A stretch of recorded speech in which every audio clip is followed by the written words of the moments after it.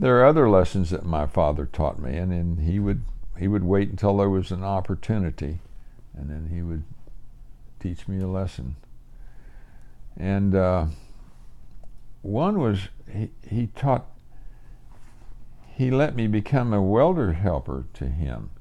I went down to the mill one day, and he had hired a man to be a welder helper, and the guy was trying to cut steel with a acetylene torch, and he was trying to melt his way through it, and when he finished cutting a piece of steel about this wide and about this thick, it was welded back on, it was melted back on, and it was not, he didn't cut it.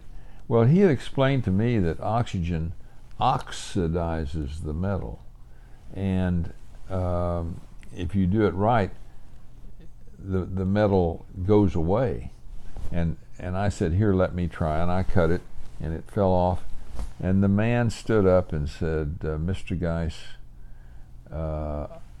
I really appreciate your hiring me to do this job, but if a 14-year-old kid can come along and take this job away from me, do it better than I can, I'm doing the wrong job. I'm well known in Enid as an honest worker. You know, I can get a job any day of the week. Walk down the street and I can always get a job. But I'm going to go to the office, collect my pay, and go find a job I can do. My father looked at me and said, well, you ran him off. Now you've got to do it. Well, it didn't bother me. I was pretty proud of myself. And so a couple of weeks later or something, he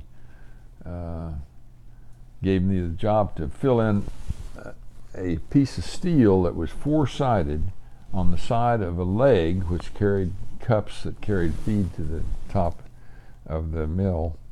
And you couldn't get on the inside of this little narrow passageway. You had to cut a piece of steel that would fit that hole and put it in there and weld it. He said, cut a piece out, fit it in there, and weld it.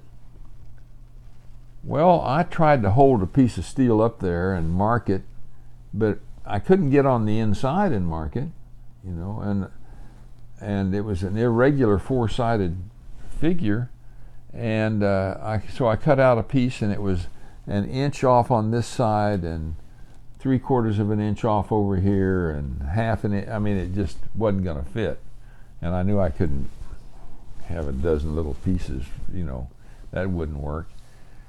So I cut out another piece, and it didn't fit either. So Dad comes back after about 2 hours, and he says, aren't you finished?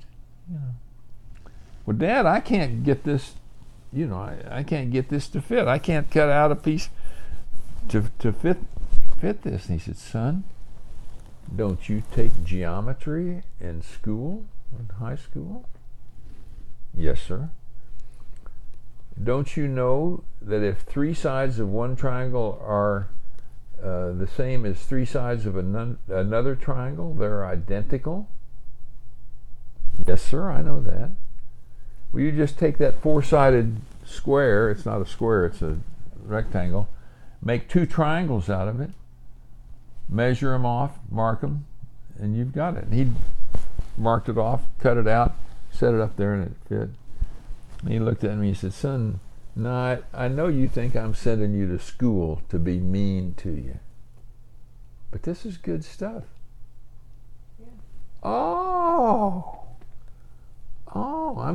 I kind of like geometry. It's kind of cute, you know. Yeah. You learn all these rules and take tests and all that, and you know, but it's really work. It's practical. Yeah. Well, it changed my whole attitude towards school. You know, I began to study a little bit.